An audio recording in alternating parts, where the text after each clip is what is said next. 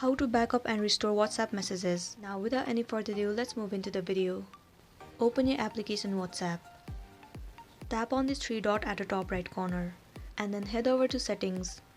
You will get to see the chat option. Tap on it. Scroll down and head over to chat backup. So if you just want to backup the WhatsApp data, all you have to do is tap on this backup option. And if you also want to restore it, then first of all here you need to select your Google account. Choose the Google account that you want to restore your data. And then here select the frequency that you prefer.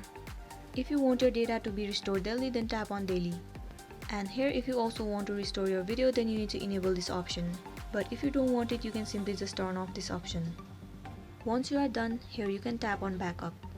It will start to backup your data from WhatsApp. Once the backup is completed, you can head over to your drive and download the attachment file of WhatsApp. And then you'll get the access to your data of WhatsApp. So this is it for today, and this was a tutorial video on how to backup and restore WhatsApp messages. I really hope this video is gonna help you out. Thank you for watching it till the end.